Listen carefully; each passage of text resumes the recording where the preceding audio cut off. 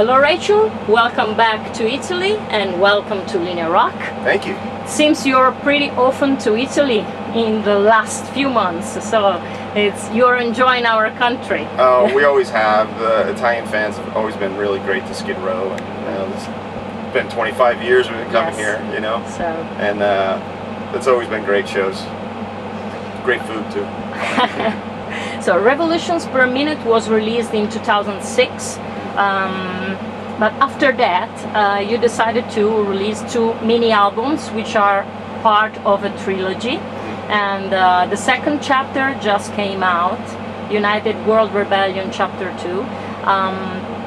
Is there any specific reason why you didn't make, a full-length album and you decided to split?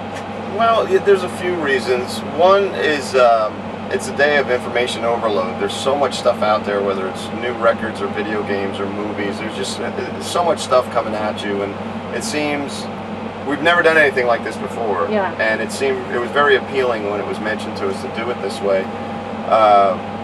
One of the reasons from a songwriter standpoint, it's a lot easier to write 10 songs and pick your favorite 5, okay. And because we don't live near each other like we used to, Snake is up in New York, I'm in Atlanta, Georgia, and Scotty's in LA now, and everyone's spread out all over the country. Johnny's in Texas, so we'll write a few songs, get together, rehearse and demo, and then write a few more, and we know when we got the 5 that we like, and we take it from there. Another reason is from an economical standpoint. It's easier for a Skid Row fan to pay for half the money in these hard times, and it costs less to make the record, so that works for us.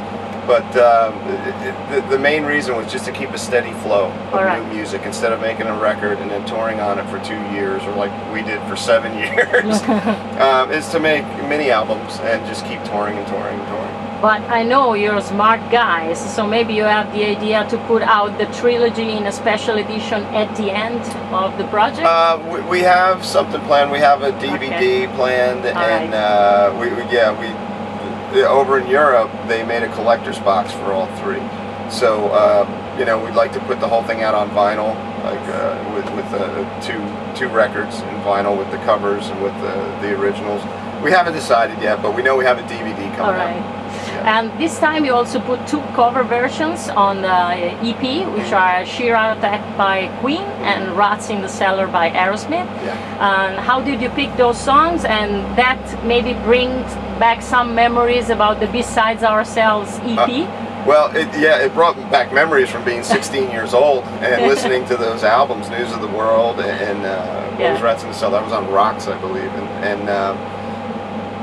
it's really hard to pick a cover song that hasn't been covered a million times. So we tried to find it that fit the same theme lyrically as what we're writing for the whole United World Rebellion trilogy.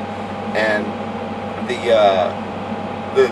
the lyrics to Sheer Heart Attack and Rats in the Cellar had that gritty feel to it and that angst feel. So because we were going to do a different Queen song. We were thinking about Tenement Funster, because Johnny's favorite singer is Freddie Mercury, We were thinking about doing that, but so many bands had covered it. So we're going for deep tracks that people wouldn't expect to be covered, and that's what we did on the first one. We did Judas Priest, United, and Easy-O, Fire, Fire. Okay. And I think that's the hardest part of doing these EPs, is picking the 2 covers, The originals come kind of easy, but finding 2 covers that we all agree on, and that haven't been done a million times. And was any different, compared to the Beside Ourselves period? I mean, to pick the songs because you were much younger back then, or it's still, the spirit is still the same, paying homage to the heroes. Covering a song, you have to show a lot of respect, and it could be done, and you have to do it your own way. You can make it exactly the same, that's fine. You're in the studio, you can do whatever you want, but we didn't want to do that. We wanted to make it, put our heart into it and our feel, and we did slight rearranging here and there, but nothing major, and we just went out and we just played it hard, and hopefully the guys that, maybe the guys in Queen one day will hear it and give us a thumbs up. Maybe not to our face, but if they like it, we're good. Can we consider United World Rebellion a kind of concept album, or it's not so much a concept album as it is a theme. There's no big long storyline, but it does have the same theme. Okay. Skid Row has always been a band that took the stance to believe in yourself, to stand up for what you believe in and not let anyone tell you different, you know, and not be afraid to be a weirdo and not be afraid to be different. Yeah. And so that's what United World Rebellion is about, the running theme. And it's pretty cool because when we put out the first chapter, Twitter, it was almost like street teams or fan clubs. They started United World Rebellion sectors everywhere, and they're all over the world. And we're starting to see, like, we were in Spain last month or the month before, and there were people from that sector that kind of led and they helped promote and stuff, you know, and they were meeting up with some people from Brazil and from Argentina that flew there because they started talking online because, oh, you're a sector leader, I'm a sector leader, why don't you come over here? And it's really uniting our fans from all over the world with more than just, you know, seeing each other online. They sit, they talk, they fly, and they meet at our shows. And to be the common ground for something like that and making new friends and all in the name of music, it's a pretty cool thing.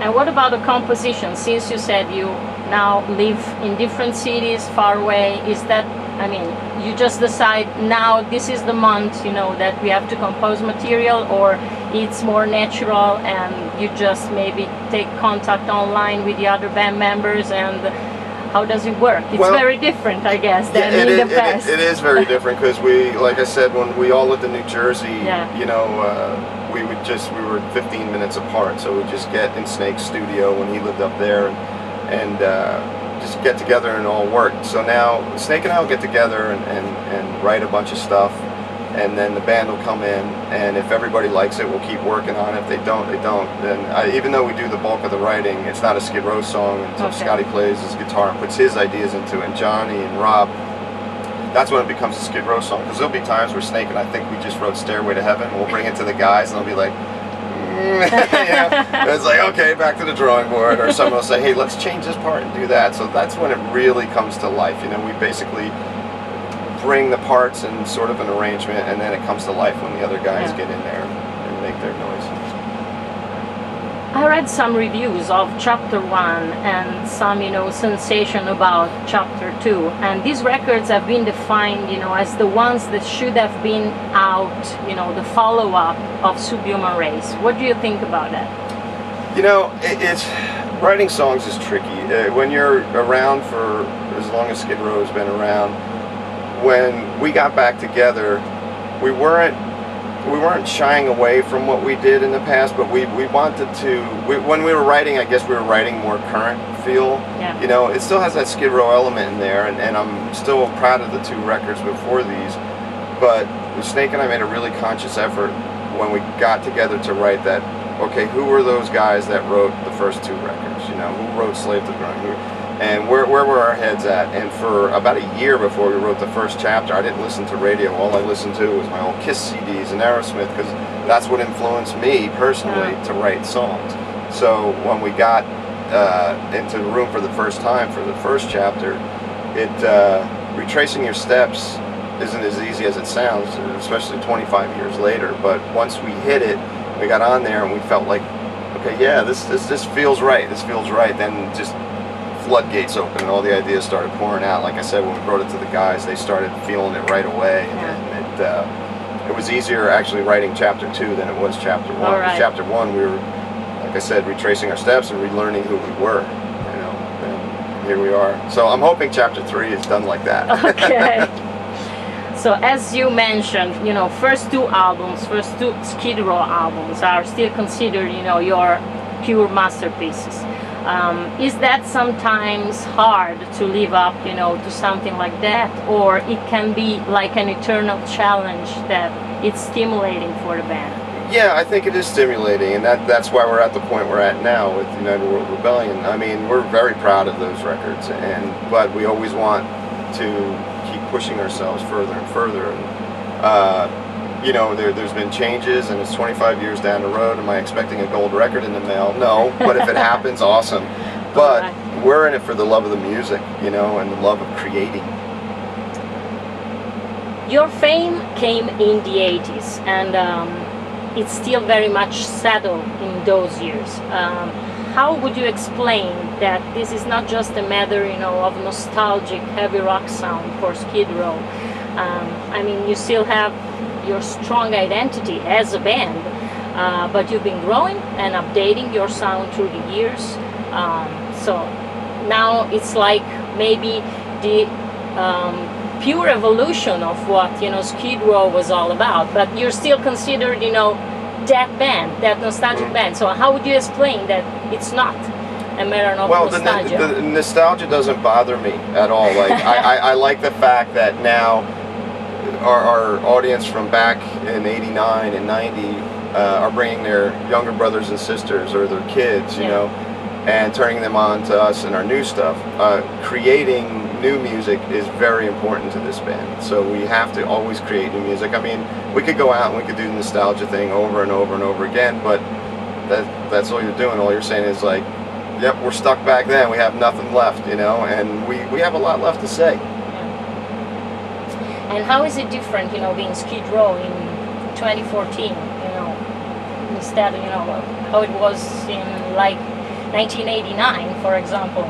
It's very different, you know, being Skid Row now than then. Yeah, well, the life experience that we've had between then and now has made us, you know, and getting older and stuff has changed us. Just, we've seen so much, we've toured the world so much, we've met so many people, but I mean, we're still the same people on the inside, you know, and we play, you know, we're playing this place that'll probably be 300 people, but the other night we headlined a festival in Poland that was 500,000 people.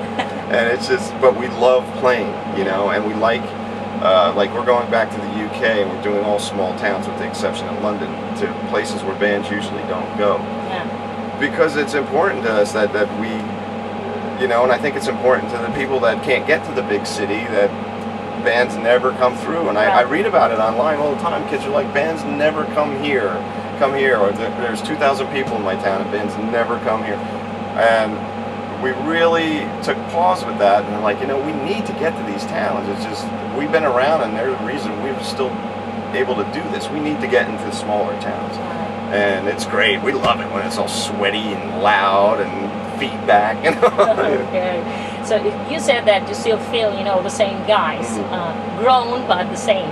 Do you think that the fans perceive the band any differently now, and do you think that your crowd changed through the year? You know what, it's different here, like in Europe and UK. It's different outside the United States. The United States, which we still do great over there, but there's so much stuff comes through, and the people staying with the band, like if you have 1,000 people that love the band, over that 25 years it's probably whittled down to about 200, you know, because different things happen. People have kids, they stop listening to rock and roll, who knows, but that's the biggest change. But it seems over here, it's just everyone is so accepting of everything, because they're like, you're our band, we are with you till we die. And that's what's awesome. That's what's awesome. You are the hardest working band, well, actually one of the hardest, I know, especially when it comes to touring.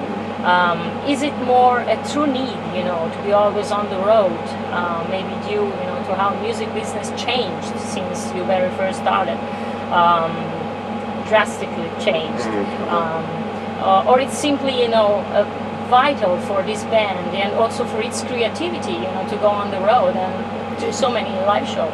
Yeah, I mean, last year we did 100, this year we're doing 105, and for being around as long as we have, it was a lot easier when I was 25, that's for sure, but we love touring, you know, and there'll be, 100 shows within 8 months of the year, so we're hitting it pretty hard, and it is vital to the band